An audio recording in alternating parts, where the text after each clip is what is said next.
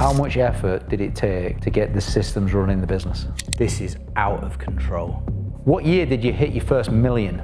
We set a really clear goal to come out of the pandemic a better business and ready for the bounce back. And then we said, all right, team, there will be no more redundancies. And we will go down like this if we have to go down, but we're going to go out and we are going to find some money. That means you're purpose-driven. You're fueled by purpose. Business, you have to care about people. And that's been at the fundamental heart of everything that we've tried to build over the years. Welcome to the Business Growth Podcast, powered by ActionCOACH UK, the world #1 in business coaching. Since 1993, we've helped thousands of business owners and entrepreneurs worldwide smash through their limits and achieve extraordinary results. This is more than a podcast, it's your blueprint for success. So grab a pen and paper, take notes, and make sure you hit the subscribe button and notification bell for weekly growth insights. Let's do this.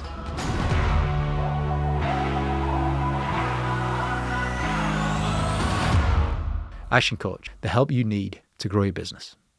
What happens when two university friends turn a backpacking adventure into an £80 million travel business? Today's guests are Alastair Donnelly and Simon King. They headed to Japan to teach English, and they came back with an idea that became Inside Travel Group, a global company with hundreds of staff and tens of thousands of travellers every year.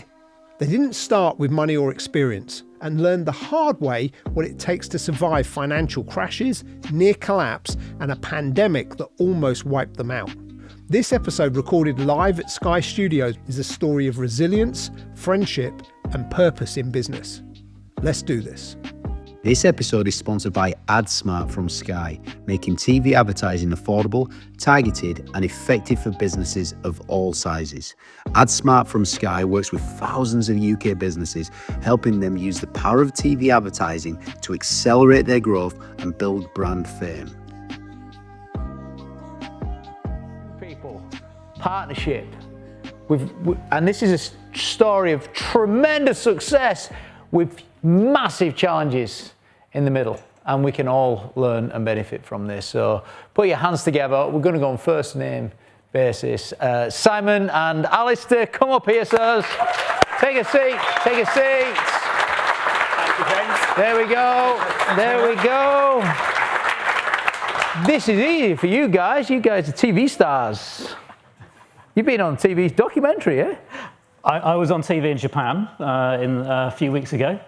Yeah. And and that scintillating show that was Amazon Prime's highlight of last year, I believe. By the way, that was the #1 business documentary on Amazon. Was it the only business documentary on Amazon? Yeah, Bob, just a humble guy, eh? Is humility your middle names, guys, or not?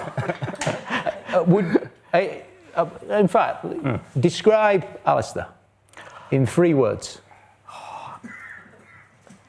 Decisive, kind, and smart. Happy with that, Alistair?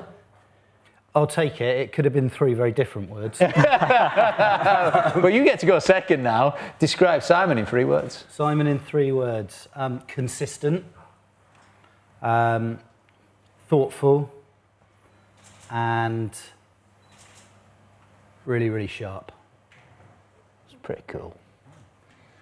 Simon, what effect has Alistair had on your life? Massive. So I first met Alistair at university. It was the drinks welcome for history. Which university? That's Oxford University. Are you both doing history? Yeah, that's right. Yeah, both doing history. He walked in the room late. He had this long hair. He looked really cool. I thought, what happened? Wow, exactly what happened. You met Simon? Well, and I thought that's an interesting person. I thought I want to go and speak to that person, find out a bit about him. Cool. Did that, and it turned out that we were going to the same gig that week. And that's where the friendship started. And Alistair, what effect has Simon had on your life? Oh, well, where do we begin? So I think I owe an enormous amount to Simon. Part of our story is after university we had the opportunity to go and teach English out in Japan. And this was an opportunity through our college actually at Oxford.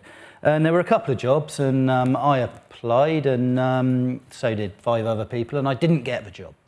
Simon got the job, and another friend of ours. And I went to work in a BT call centre. If anyone remembers Talking Pages, that was me.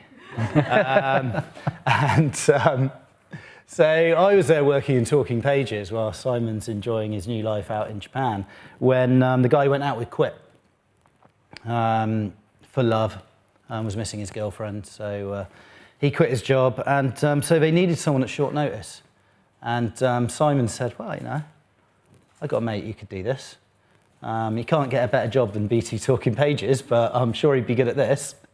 And so that Simon put in a good word for me, and that's how I ended up in Japan as well. And then you started a business.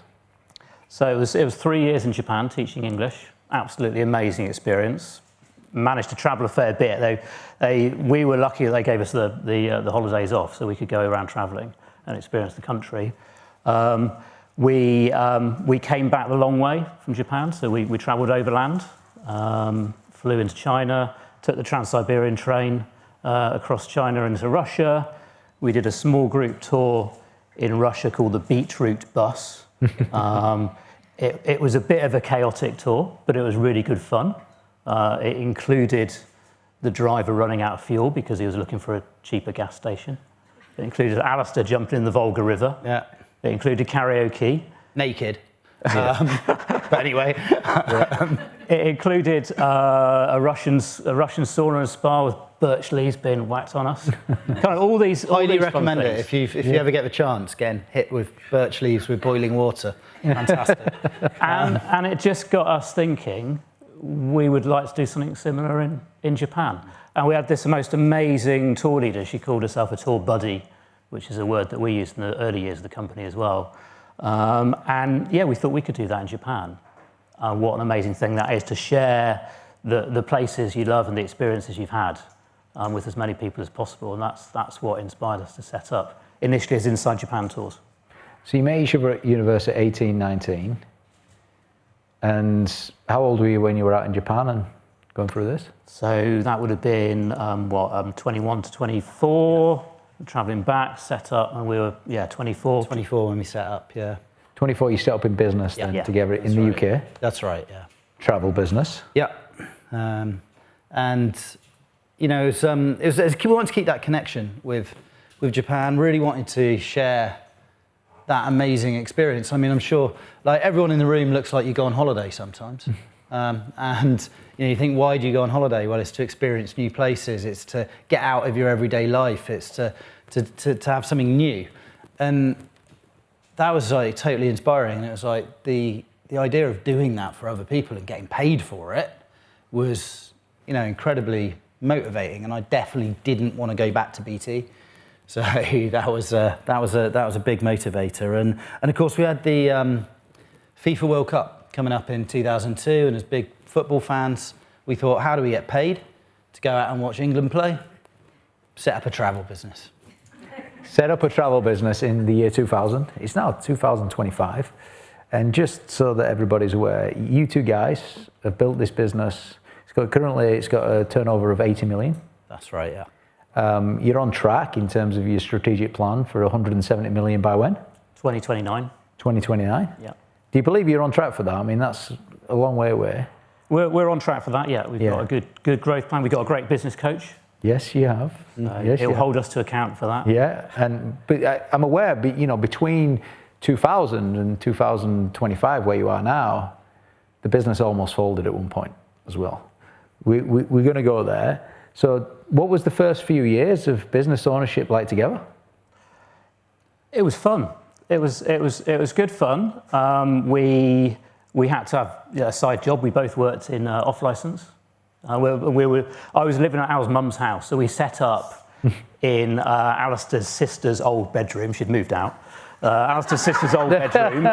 We were using an old computer. We were sharing the broadband internet. Well, first of all, dial-up and then broadband internet. AOL on demand. Anyone remember that? Yeah. With unlimited. with Alistair's mum, so we had to sort of share that, negotiate using the internet. But it was fun. Alistair led the first group tour that we did in Japan, which included the climb of Mount Fuji, and one of those moments when you realise the power of travel, which was taking these two ladies in his group to the summit of Mount Fuji, seeing the sunrise. 4th of July, two New Yorkers, watching the tears, and I said to them, what is it? Oh, you're very patriotic, are you? And one of the ladies said to me, she said, no, like, this is like the real symbol of the all clear for me. Still makes me choke up when I think about it now. Well, I bet it does. Like, so it was like, they booked this trip as two best, they were best mates from when they were kids. They were in their like 50s, they booked this trip as a kind of like life-affirming thing for them. And that just really, really hit me. And I was like, wow, like it's not, travel should be fun and inspiring, but it's incredibly important to people and it's how people mark moments in their life. So things like that, I think, just made us feel the power of travel and inspired us to do more and more of it. So it was fun, but it was also just really inspiring. Although, I have to say, we were paying a bit of rent to Al's mum. She was probably getting a bit sick of us. And she did say to us at one point, she said, when are you guys going to give this up? You're going to get a proper job. Did she? Yeah. You want me to go and do an MBA? I don't want to do that. Yeah, let me just reverse back a second though, because you were getting really emotional there, Alistair. Like, I could see it in you. I felt it myself. And you really care about that moment that people had. And I think that comes from like I think business, you have to care about people. And that's been at the fundamental heart of everything that we've tried to build over the years, that we really, really care about people, whether that's the customers, our team now, we've got a big team of like nearly 300 people globally. You have to really care about those people, about your suppliers, about the communities you work with. If you really, really care about people and you put people first, I believe that like that will drive business success. So I think that caring about people really, really matters. And that kind of empathy and stuff is really at the heart of our business and is at the heart of mine and Simon's relationship. It's a values-based relationship. And when you have aligned values, you don't have to worry. The little story though about Mount Fuji there, I've got it in my head. I've got the visuals of that. I mean, have you got any like video clips of people at the top of Mount Fuji with that horizon going on? I got a photograph of that moment. There was one video. Is it on the wall in the office? It's not on the wall in the office. Should be, shouldn't it? It's in my heart, actually, from you communicating it then. I could see what it meant to you. And I'm jumping on that because that means you're purpose-driven. You're fueled by purpose. It's about something for someone else and we're serving. And, if you listen to Jeff Bezos and some of the greats, being purpose-driven, being bothered about the customer, fuels your business on many levels. Is your business, is the strategy customer-centric? Absolutely, yeah. So we call it customer obsession. So that. Well, good I mentioned Jeff Bezos because that's what he calls it. Yeah. You might not know that, but he does. I did not know that. No. Jeff Bezos, that's one of his strategies, becoming obsessed with your customers. Yeah, it's the most important couple of weeks in people's year. Your holiday, yeah. Your holiday, yeah. It's often the most meaningful time in your life. Often, it's when you make those amazing memories. It's when you strengthen those family bonds. I took my family over to Japan last summer, and we just had the most amazing time. And after a tough year for my daughter, it was fantastic. What happened with your daughter? She was just having a tough time at school. Yeah. Yeah, I get it. I just want to acknowledge this then as well, because we're all on this same journey, all right? We're all on the same journey here. And from the outside looking in, you guys are the real deal. Like, you've built this business, you've scaled it, you got 300 odd people around the world, you great guys, your best mates from uni. It's like a dream, you know, but you're also human beings, you've got a life that's going on, and we've all got these challenges. And the fact that you're just acknowledging that, it's because a lot of people look at other people and you can see all the highlights and you can compare it to your own lowlights, but we're all on the same journey. We've all got the same challenges. So thanks for being so authentic with that, because we get it. And but look, let's keep leaning into your story. So 2000, you started your business. What year did you hit your first million? 2004. 4 years it took you. Yeah. How would you describe that 4 years, both of you, in like 5 words or less, the first 4 years? Nerve-wracking, but Right, that's 2 words. fulfilling. Nerve-wracking but fulfilling. All right, but worth it. Okay, what we got? Exciting, turbulent, fulfilling. You both That mentioned was true. fulfilling, though. You know, fulfillment. You're getting something. What were you getting from it? Why was it fulfilling? Building. Right, you're building and you're building and you're creating. And Right. What about you, Simon? I think we were getting the feedback from the customers that we were making a difference, they're having a great time. That it matters. That does, doesn't it? When you can see and know your customers are doing well and they're valuing what you do, so it's making you feel fulfilled. And it's one of the best things in travel is that, you know, we're sending away, like this year we'll send away 16,000 people. We'll get in 4,000 reviews or so from our direct customers. If you think about the volume that means that's coming in every single week, and you know, our feedback, you know, it's 99% excellent and good. That's validation is fantastic, right? It makes you feel good. Well, you've got another customer. I'm going to buy a trip to Japan from you guys for my family, because honestly, you make me emotional. I want to experience what you're giving people. I'm in. Fantastic. We'll put you in touch with one of our team. That's a closer. That is a closer, guys. Okay, so look, we got our first million. It was fulfilling. It was a bit turbulent. Did it go up after a million? Did you keep going to 2, to 3, to 4 for over the next 4 or 5 years? We had pretty steady progress. From 2004 until? Until 2008 was challenging with the financial crash. Kept growing though. We kept growing, but we learned some lessons on the finances that year, let's put it that way. Okay, so, but we grew to how many million by 2008? That would have been 2008. We would have been about 4 million. Right. So first 4 years was fulfilling. It was turbulent, but we got to 1 million. The next 4, we got to 4 million. All right. How would you describe those 4 years in 5 words or less? You're first, Simon. Challenging, stretching, scary, exciting. I like the stretching in there. You know, it was challenging, it was stretching, pushing it out to 4. How would you describe it? Chaotic. Be number 1. Thrilling. Yeah, well, you were saying exciting too. It was thrilling at times. And then I think educational would be my last word. What was, you said exciting, you said thrilling. What was so thrilling and exciting about the journey from 1 to 4? I think seeing this thing snowball, seeing this thing grow, building a team, getting other people on board, doing what we're doing, getting them excited, being able to provide some employment in Japan, setting up the office properly over there.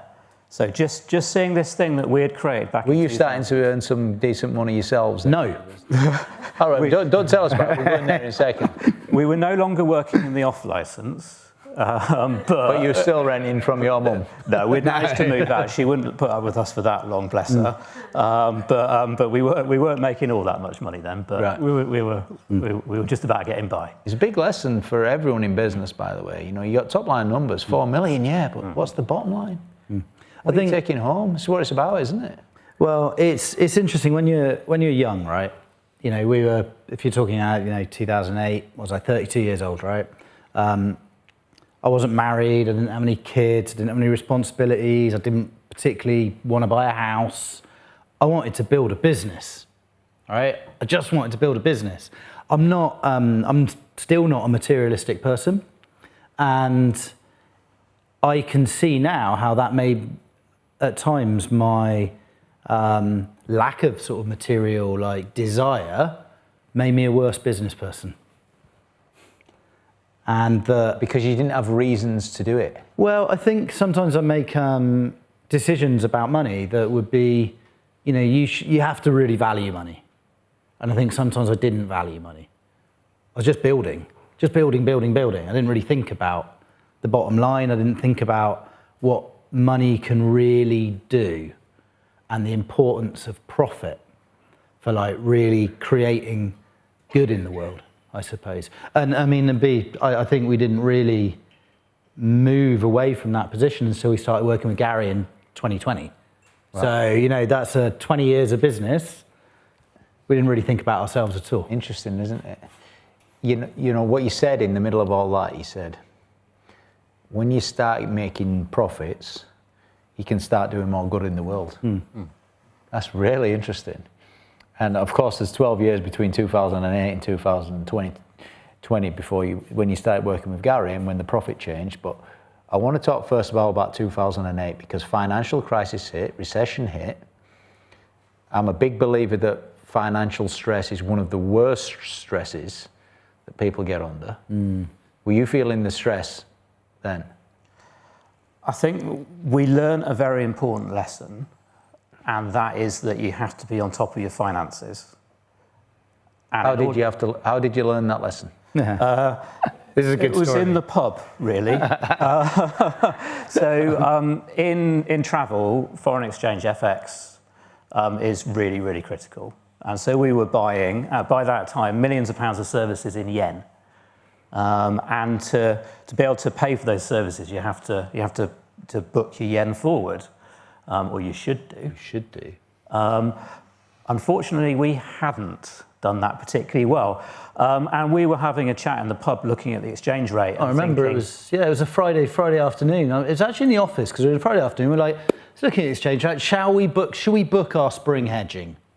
What do we think of the rate? And we're like, it'll probably get better. Should we go to the pub? And that's what we did. We went to the pub. That was a £180,000 pint. Yeah. So because I think a few days later, So when that kind of thing happens, you stand back and you think about it. You take a look at yourself and you go, well, maybe we need some better business advisors. Maybe we should be talking to those travel expert accountants that we've met at some events that we've been with our trade organisation to. Let's have that meeting. Let's professionalise this a bit. Let's get better at this. So what happened then between 2008 and 2020?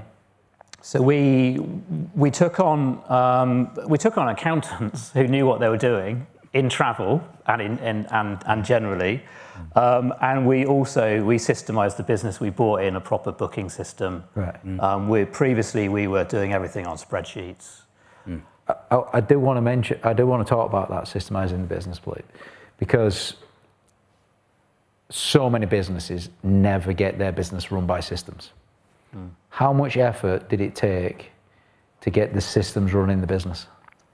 The central system that we use, which is, rather than spreadsheets, putting together our trips through a proper booking system, that was incredibly painful to bring in, but incredibly worthwhile. And we did that over December, a whole month.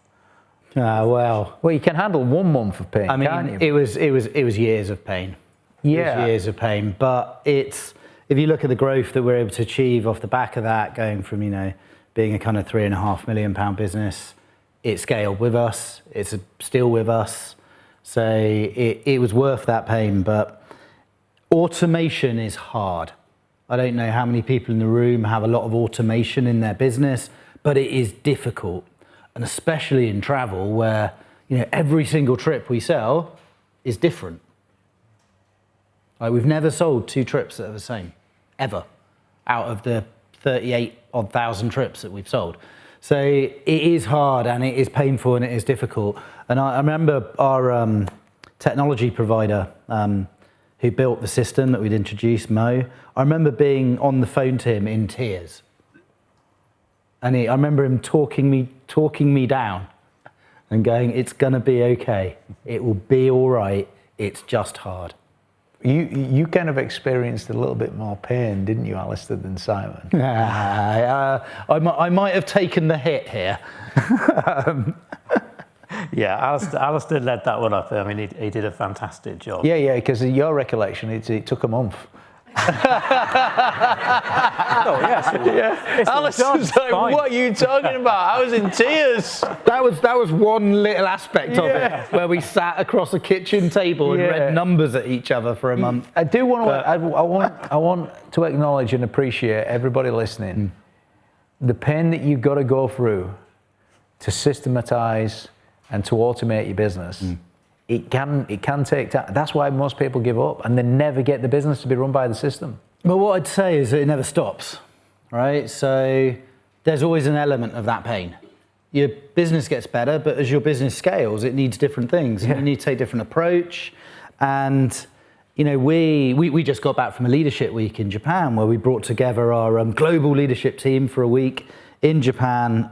Unbelievable week to spend together. But one of the themes of that was all about systemization, and we don't have enough systemization to achieve that, that 170 million that we're striving for by 2029. The business needs to change, and there's going to be pain, but that's okay because you don't get any growth and you don't achieve anything without pain. So the first time it happens when you're in tears, and just go back to the bit that when you were doing that, Alistair. And then, do you have to take me back to that dark place? Well, no. All right, let's go to the. He's cruel, isn't he? All right, so let's go to the place when you finally got the systems going after those 2-3 years, whatever it was. You finally did it. What did you learn through that period?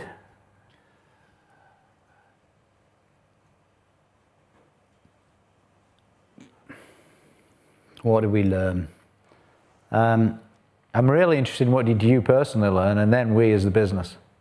So me personally, it's always harder than you think, and that's okay.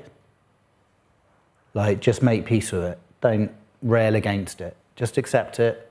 Acceptance is extremely powerful. Mother Teresa, she said this quote, "The only pain in life is resisting what is." And when you resist it, when you go against it, it's just painful. So accepting it and keep going with it. Keep going. Just accept it. Keep going. There's a load of kind of dull stuff about being better prepared, about learning more, about doing more reading, about making sure you understand what you're doing a bit better, about get better advice, and those things are kind of they're the kind of boring nuts and boltsy things. They're important and they're good learnings. But I think the kind of philosophical learning was about accept the pain. And it's okay, because if you're confident you're making the right decisions and that you're doing the right things, you will get the benefit and you will enjoy it. Yeah. I like to sometimes communicate it as a void. When the business is not systematized and automated, you're in a void and you've got to cross it. You've got to get to the other side, and there's pain in the middle. It's painful in the middle. So you've been through that, you've done that. And we had a team with us by that stage as well, so we had to get them through it as well. So I think... How was that? That was hard as well, because, they're like, well, we've always just done it this way. We've got used to this is easy. So selling them that vision where we're not going to be able to scale, we're not going to be able to grow, we'll be able to look after a lot more customers and provide a lot more amazing holidays for people if we get this in. So a huge key bit though, for that 4 million 2008 to 2020 was systemising the business. Yeah. Yeah. Very much so. Bringing in good talent, that was really, really important. We hired a brilliant guy in 2012 called Tom Weston. He's still with us, sits on our board today. He's our chief people officer now. Was that fluke that you hired Tom, or did you do that piece of recruitment exceptionally well? He had heard about us. All right, your reputation, what had he heard? Travel industry is a small industry. So yeah, he worked for a competitor company. We were the only business that took business off of him. All right. And so he asked He to wanted to talk come to and us. work for the winners, Yeah. did he? Yeah. So he came to you. Yes. Yeah. Yeah. It's pretty cool, isn't it? What he said to us was, at my other business, we were always terrified what would happen if you got really good at doing more than just Japan. How about I try and do that for you? He sold you, didn't he? Yeah. Yeah, and you know, we'd always thought like, yeah, it'd be nice to do some other destinations, like to offer more, you know, bring our kind of, we know a lot about operating holidays, but we didn't quite at that time feel like it was right for us to do it. We're like, this isn't our focus. But if somebody else had a real passion for it, then we could bring them in and like, let it be their thing. And so that's what happened. And that's how we started the other side of our business, inside Asia.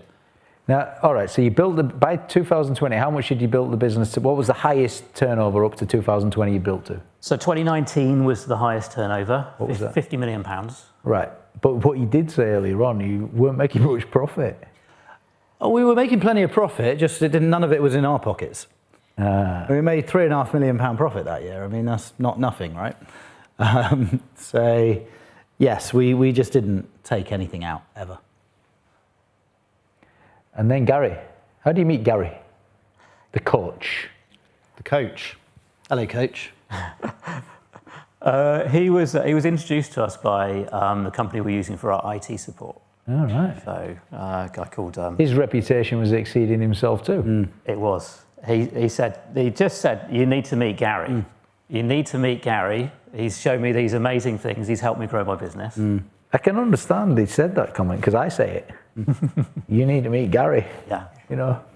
Yeah. I think we'd reached a situation where, in the end of 2019, where we built a £50 million business. We had 200 staff. We had offices in America, Australia, Japan. Like anyone looking externally would be like, wow, that's a business. 3.5 million bottom line, not bad. And me and Simon were sat there going, this is out of control. Like we just don't know what to do with this thing. We don't know how to marshal it. We can see all these problems. And I think for the first time in our sort of business career, we were out of ideas. We were doing a lot of different things in Japan. It had gone kind of a bit crazy. We had school groups going on, we had photography tours, we had scuba diving, we had skiing. We just had the Rugby World Cup, which was phenomenal. That was amazing fun and a brilliant success. But when we sat down and started looking at the 2020 budget, we were like, we're not going to make a profit in 2020 if we keep going like this, because we're hiring too diverse, fast. doing too many Yeah, things. Too fat. Yeah, Too fat. yeah. What do you mean? Really, really inefficient. We've been growing very, very quickly. So, putting on 20, 25%, 30, 35% each year. In overheads. In turnover, and more than that in overheads. And it was, what we were doing is throwing people at problems. Like, okay, this is a bit hard. Let's hire a load more people to do it. Instead of systemizing. Well, Right. re-systemizing, yeah. Because every time you go to another level, that's another good thing that the listeners are getting right now, is that the appreciation of levels, this system's going to get you to a point, then you're going to need something for the next level. And your word that you mentioned there is inefficiencies. Who's in charge of efficiency in the business? I'll say that's me. Yeah, you seem that way. Yeah. What does that mean? Efficient with words, efficient with money. There's a compliment in there somewhere. Thank you. All right, yeah. And there's no offence over there neither.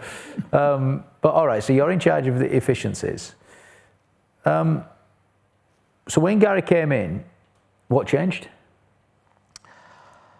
Gary asked us, well, what do you guys want to get out of the business? What are your goals? Because you two have never asked each other that. We hadn't asked each other that, no. No. Crazy, isn't it? Yeah. Just think about that for a second, guys. How crazy is that? We've been so busy in the business. We've been so busy running 100 miles an hour, managing all these things, trying to make it as efficient as I could, but not, that we hadn't asked that question. Yeah. So what did you say when he said, what do you want to get out of it? Good question. Good question, Gary. Good question, Gary. And I think I pushed back quite hard against some of it. Because Gary said, is it a car? Is it a yacht? Is it a big house? I'm like, none of that stuff. So what do you want to get? And then Gary broke it down, and he was like, well, okay, think about your family. Where do you want to be in 10 years, 20 years' time? What does independence mean to you? And started asking us these questions. Then we started thinking about, actually, we do need to be able to pay ourselves a decent salary, have financial security, be in a position where we can make choices whilst we grow this amazing thing that... Did you need that level of challenge from Gary? Absolutely. To break it? But you didn't want that level of challenge because you resisted it? Nothing. Pushing back and wanting challenge are two different things. Okay. So it's okay to have a bit of a back and forth, right? That's not wanting challenge. You walk out of the room, right? I'll give you that. Wanting challenge is like, no, I'm actually going to argue this out because I want to have that debate, and I want you to convince me. Come on, convince me of your position and why this matters, because I like that intellectual back and forth. Now, I mean, I'm sure Gary likes that intellectual approach, right? I'd say I welcome the challenge. Just because I pushed back doesn't mean I didn't enjoy the challenge. There was a bit of denial in there. Yeah. Because we didn't know that this was a gap that we had. So getting over that denial was quite hard. How did he get you over it? Good questions. Well, COVID happened and we had a lot of time. Yeah, I mean, that's... But look what you did in COVID as well, for God's sake, how you just adapted your business. I think he worked really hard to understand us and what motivates us. So he probably stopped asking us about the fast cars and the yachts. And the helicopters. Yeah. And the big house. Yeah, and got to know us. But the reality is COVID happened. So we first met Gary in December 2019 with this business a bit out of control, but, good business. And then COVID hit in the spring of 2020, of course. And travel was off the cards, and our business was suddenly essentially banned. What did you do? Well, the first thing we did as a business, was roll out all the things that we'd rolled out in 2011 when we'd had the huge earthquake followed by tsunami and nuclear meltdown in northern Japan. And that shut down travel to Japan for a period. Not as long as COVID, thankfully. And so, we revisited our playbook from that time. So we went into immediately into, we kind of recognize this situation, emergency response mode. Yeah, so the priority was get people to rebook. Look after your customers, get them to rebook. And the rebookings came? The rebookings came, but of course nobody knew how long this was going to last for. This was the first month or so. For Japan and for most of Asia, it was a good 2 years of no travel, 2.5 years even. How did you survive? Well, the truth is we nearly didn't. We in the early stages, we took a decision pretty early on that we were going to need some outside help. So we started up a investment process to bring some money into the business. We set a really clear goal quite early on in 2020, and that was to come out of the pandemic a better business and ready for the bounce back. So we kind of had that goal in mind, but we knew we were going to need some outside help. So we started that process. Private equity? Well, we didn't know anything about that, or where you got money from. So we went out and we thought, okay, who runs the sort of things like equity raises? Okay, people like the Big Four and stuff like that. And we tendered for it, and we hired KPMG to run it for us. So we invested heavily in this. We were like, we were all in on, like, we downsized the team from 200 to about 95. And then we said, all right, team, there will be no more redundancies. You are it.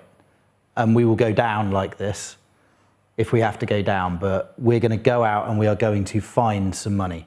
And they all thought we were a bit mad, right? They're like, really? Who's going to invest in a travel business in the middle of a pandemic?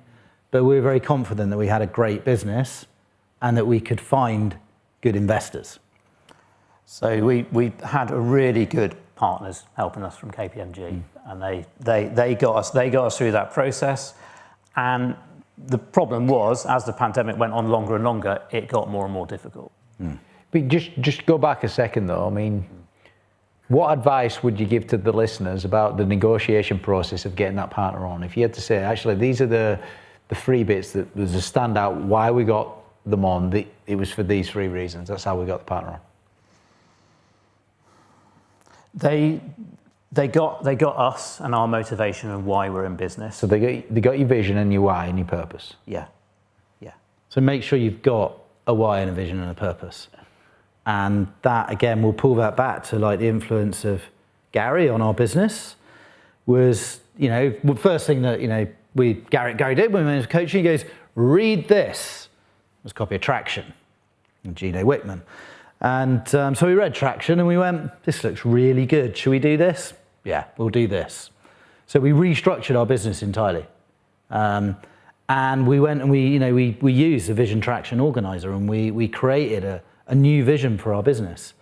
And by having that in place, it meant we had something powerful to go out and share with potential investors. So that was absolutely fundamental. We didn't have that before. No. We didn't have that clarity of vision. So finding a corporate finance partner, advisors that understood that, and that we kind of felt spoke our language. It was very much a person-to-person thing. It wasn't KPMG. Was this the first one that you went to, or was this how many people did you potentially speak with? Oh, to try and get investment? Yeah. 40? Right. Maybe more. What stopped you giving up? Well, you never give up, right? You never give up. Gary kept reminding us that you never give up. However unlikely it seems, you never give up. Our corporate finance advisor, a guy called Tim Spooner, who was at KPMG then, he stopped us giving up. He phoned me up on a Monday night. The bank were trying to push us over the edge. The bank wanted us to appoint administrators. The bank were like, this is hopeless. There's no chance of this getting in. The lawyers were telling us, yes, there is. Keep going. It's okay. You're on the right side of the law. But we crumbled. We bent. And we were about to do what the bank had asked us to do. And our corporate finance, the guy who was leading, Tim, he phoned me up and he went, do not do this. He was really cross. He was really cross. He's like, good, isn't it, when someone's yeah. He was like, do not throw this away. There is only one way this ends if you do this. And I was like really angry. I was like, we got no choice. Don't you see? He's like, you do have a choice. And so the next day we went and we told the bank we weren't going to do what they'd asked. And we kept fighting. And the day that we did the deal to bring, it's really a family house into the business, a group called Blandford Capital, they're special situations investors. The day we signed the deal with them, we had £18,000 in the bank. Globally, that is. So split across 4 branches. What were your stress levels? Were you getting any sleep?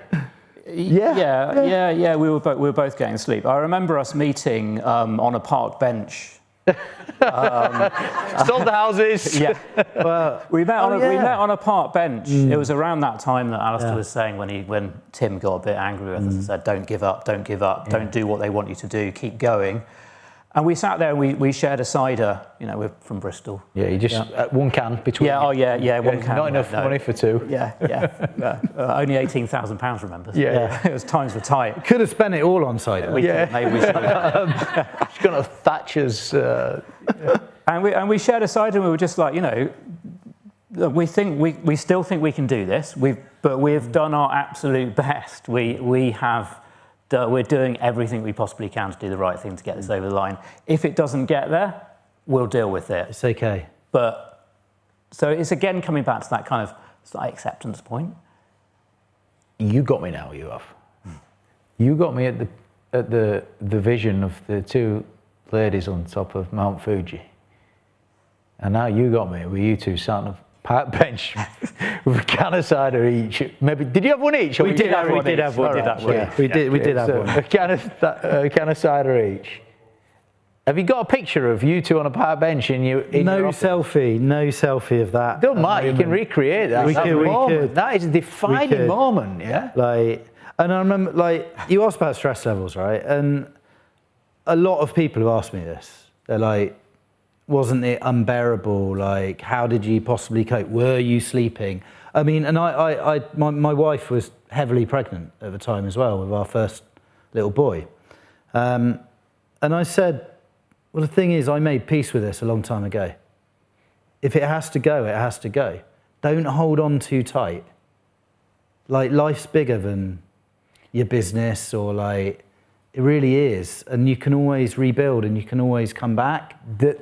Honestly, that point that you were at there, there's mega strength at that point. When you can accept if it all goes, it goes. I'm going though. I'm going for it. And that fear then's not holding you back. You know, whether people like him or don't like him, I'm no judgment that I'm making either way. Elon Musk is like that. He don't care if he loses it all. Don't care. And there's no anchor holding people back when you can accept the consequences. Don't hold on too tight. I think I see people doing it all the time, holding on so tight that it's ruining their lives. But by making peace with that, it enabled us to make better decisions. And that you can take risk, right, in that circumstance. So ultimately, although it was stressful, obviously, it wasn't the stress that maybe you think it is. And the challenge, and it's quite thrilling, right, when you're trying to rescue something. There's a real adrenaline part to that. And then when you make it happen, and you can turn around to your team of 95 people and say, we signed the deal, we got £4 million in the bank now, we made it. Let's go to Thatcher's. Let's go to Thatcher's and let's go and have a cider. We should all have one. Yeah. I mean, that moment is just it's special, right? It is. So we did visualise that moment as well. We did talk about that. Well, you've got Gary in your corner. He's making you do this stuff. You know? Yeah, we did say, well, look, let's keep thinking about what it's going to be like when we get that deal over the line. And now you've picked up pace. Now you're going something. Now we've picked up pace. I think the pandemic helped us because we defined that vision for the business. We decided what we were going to do and we decided what we weren't going to do. And we became much more laser focused. Laser focused, niche down, we're doing this, we're going bigger, we're getting focused. We've got the right partners in with us now. Yeah. And then you built it to 80. Yeah, so we had a really good 2 years with the first investment partners. Japan reopened, Asia reopened, travel started up again. We had this pent-up demand that we were able to take advantage of. We had our rebookers traveling. And we had this new vision and this new energy, and we were bringing new people into the business as well. So it was a really exciting couple of years. How many people have you got now? We're up to 290 people now. But you're efficient this time. We are more efficient. More efficient. Still work to be done. It just looks, yeah, you see, you guys know the challenges that you're going through. You guys are working on the same stuff as everyone else. This thought's been crossing my mind for the last 45 minutes. Have you two guys ever had an argument? We've had plenty of arguments, yes. So well, to the point where you've not talked to each other, like I'm not talking to you. Not really, no. So I think what we've managed to do over the years is we have managed to separate work and outside of work. And we've managed to have heated debates in the office about some business thing. Should we do this? Should we do that? But then we've been able to go down the pub, have that Thatcher's, and actually just be like friends again. So we have managed to get that. We've managed to get to that position where we can do that. Like I said at the start, our relationship is like values based.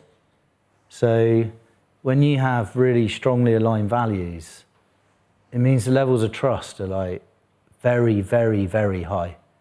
Like, and that means that trust is the foundation of everything, right? And although we've had arguments, but our arguments tend to be about the small stuff, right? It's about small stuff. It doesn't really matter that much. Like the big decisions, it's just a chat and they're like, yeah, we should do that, shouldn't we? Yeah, and it's done.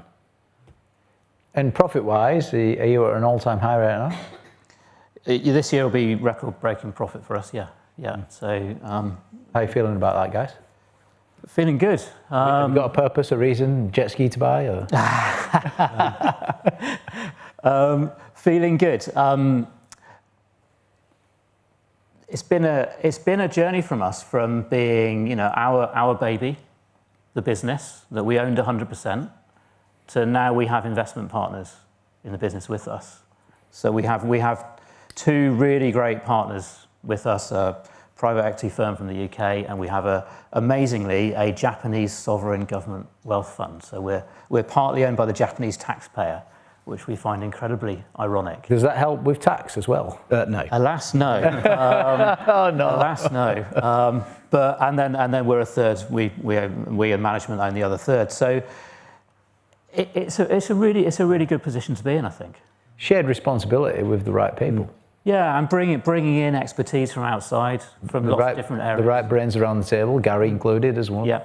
I mean, and you asked about profit, right? And profit is what funds all the good stuff, right? And it drives your business forward. But I think one thing I'd really like to talk about is we have a 5% give back commitment that we put in place during COVID in summer 2020 as part of our new vision for the business, that 5% of our profits would be given back to organisations that we wanted to support that provide breaks and getaways for families in really difficult circumstances. And the point of that 5% was that as the business scales, your positive impact scales.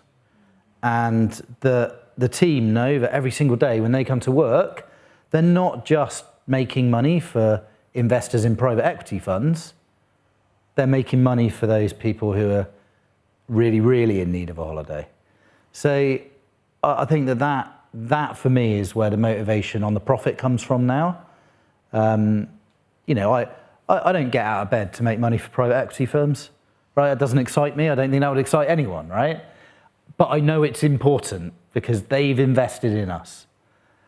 But the thing that I get out of bed for is that positive impact. I want to ask you both a question actually, because now you've been on a journey. The future's looking really nice. You're both in a really good place. You've had all of the ups and downs. What would your top 3 bits of advice be to any entrepreneurs, any business owners listening right now that aspire to have the big vision like you guys and to get the business run by systems, to employ that amount of people or whatever goal they've got? What top 3 bits of advice would you give to all of the owners listening right now? To both of you.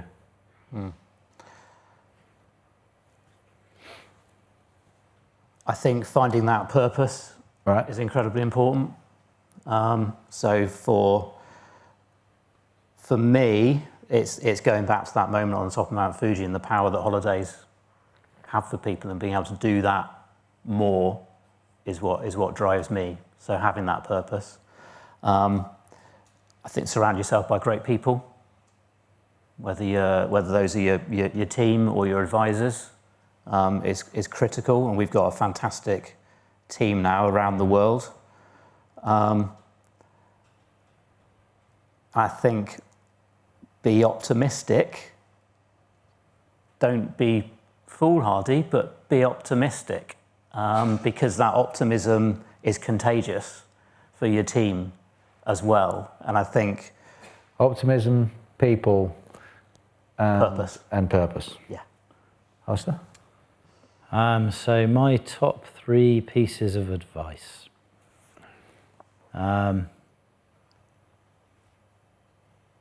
Keep pushing. Like, get out of bed and push every day. Like, invest in yourself. Before we got involved with ActionCOACH, I did not invest in my own learning. I learned a lot just on the job. I didn't read any books about how to run a business. Why would I do that? Why would I want to know why would I want to know what Andy Bound says about sales? What does he know? Like, now I recognise that reading books about business is a really good thing. And enables you to bring great ideas to your team and to grow your business in a much more effective way, and for it to be more fun. So invest in yourself.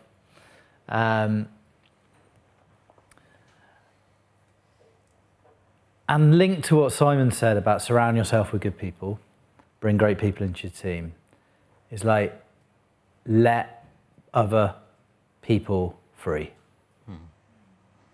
Before COVID, me and Simon held the strings at the top of the business, all these strings.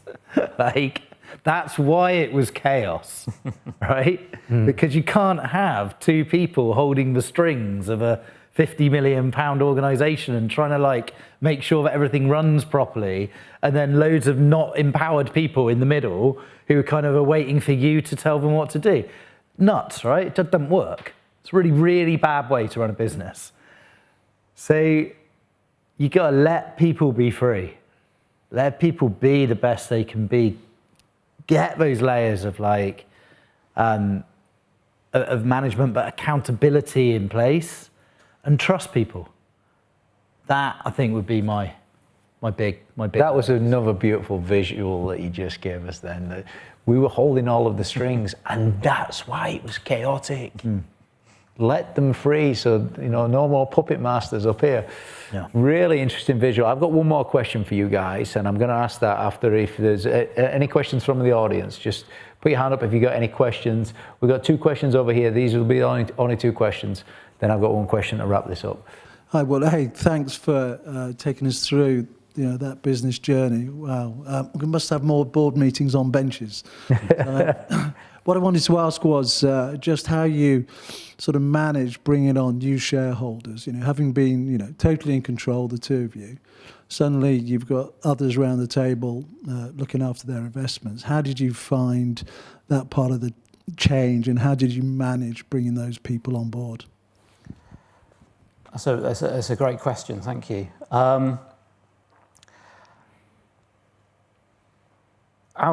So it is a big change going to having investors. Our first investment partners, I guess we had just had a very clear joint mission. It was, maybe we were a bit fortunate in a way that basically it was all about recovery at that point. So we just had this very clear mission together.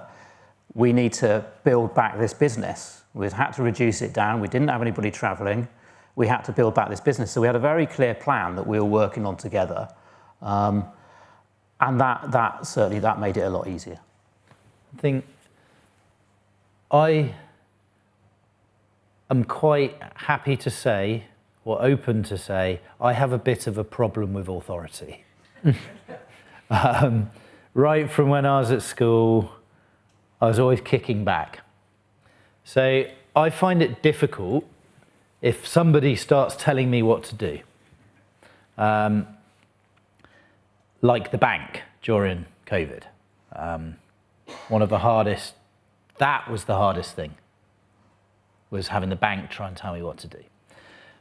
But when we brought in the investors, although it was a new reality, we accepted that we were no longer going to own this business. We weren't going to be the primary shareholders anymore because that's what it took to still be here. And when I talked about like making peace with like what you have to do and being willing to let go, that was one of the things that we were perfectly willing to let go of. A lot of people said to us, oh, is it hard going from owning, you know, we own 90% of the business between us to owning 10% of the business between us? So no, 20%, 10% each. And I was like, no, not really, because we wouldn't be here otherwise. But the people who came in, they were real partners. So as Simon said, we had a shared mission and they were people. And I believe that by presenting ourselves as we did in the market, by putting our values front and center and saying we are a purpose-led organization and that's what you get with us, we got investors who shared that sense of purpose. I'd say one more thing. Setting up the relationship from the start with the right expectations is really important. And although we did not have many cards to play, we did fight our corner. We got a little bit extra on the equity as we went in. We got them to agree to our 5% give back pledge. So we pushed those things a bit. And I think that meant that from the start of the relationship, they knew that, you know, these guys are serious. You know, they know they've had to bring in investors because of where they're at, but they're going to fight their corner. So I think that's really important. Set it up right. That's really good. That's really good advice, I think. Last question, Mike. Yeah, it's not really a business-related one, more of a personal one. I'm a great believer in fate and the way you've kind of met and started the business up. But my question is really a series of ones is, why did you go to university to study history? How did history help you develop a multi-million-pound business? And what experience did you have in running a travel business?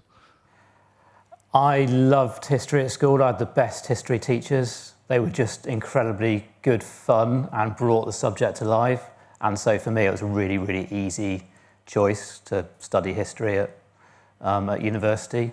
So it was through the enjoyment of it that made me do that. We also together, we had a really good tutor. You know, we were really lucky going to Oxford. You get your tutorials where it's kind of like one to one or 1 to 2.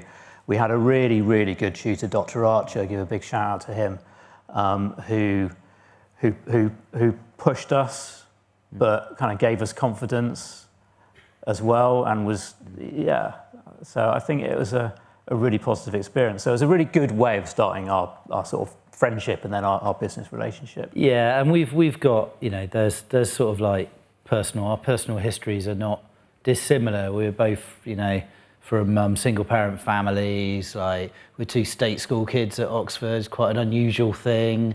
So we had those kind of bonds. But why history? History is everything that has ever happened ever. And I thought that was interesting. And I just always had this sort of like interest in stuff that has happened. And I was good at it at school, right? So the other thing I thought about studying was English, but I was like, no, that's what I do for fun. Whereas I don't do history for fun. And I still don't do history for fun, really. So I also studied Japanese history. So that was quite a nice way in. Yeah. And that was actually, you know, the exam I did best in was the Japanese history, and it was modern Japanese history. And so quite unusually for a history graduate, I got to use what I learned every single day of my job.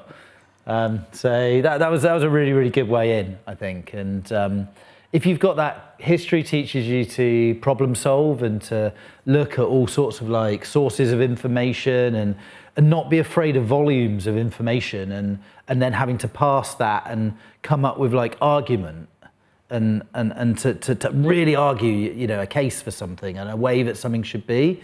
Well, there's a hell of a lot of that in business, a huge amount of that.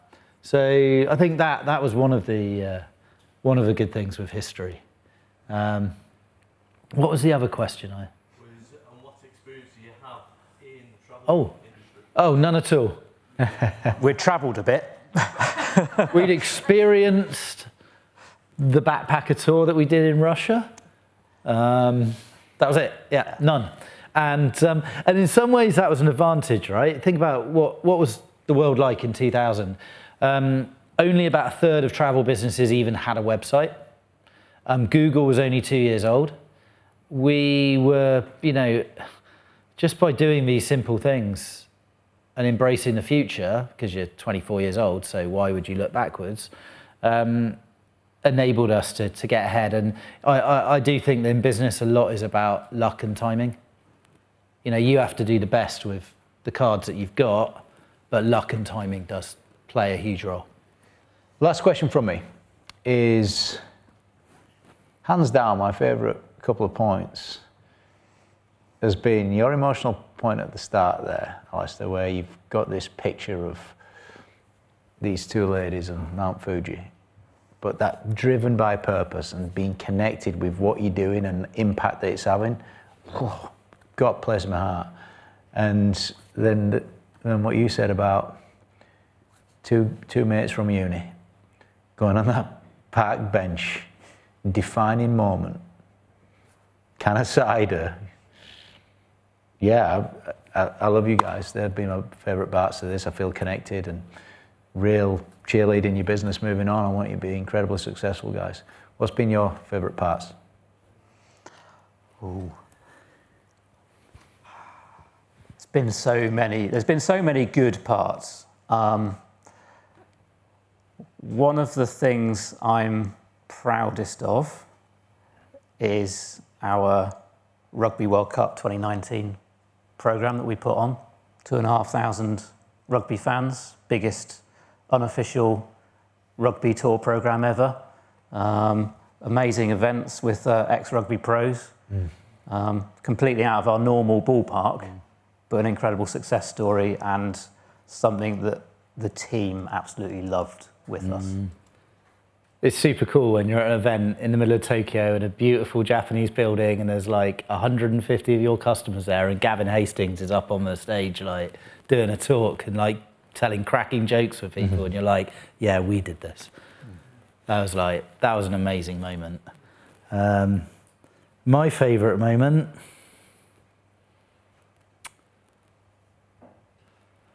I think one of the most memorable moments for me was when we won the Guardian Small Tour Operator of the Year award in 2010. And it was totally unexpected. And we were just, I remember we were in the pub in Bristol, and our PR and marketing manager at the time, Jim, still with us, been with the business 20 years. He was at the award ceremony. I remember him sending in the picture of him with the award and like Simon's wife going and buying a bottle of champagne from the bar. And it was just a really, really special moment. It felt like the first time we'd had that real recognition. And we're celebrating in style with some champagne too. That's right. Maybe you two guys can get a bottle of champagne on the way home tonight for this weekend. Good plan. Yeah, this weekend, eh? Maybe a can of cider's more our style, but that's fine. That's fine. All right, guys, let's give them a hand. Simon, King, Alistair, Donnelly, thank you very much. Thank you, guys. Starting your own business was an exciting time, wasn't it? The good days you had and the bad. You knew you'd have to work hard, but you did it for your future.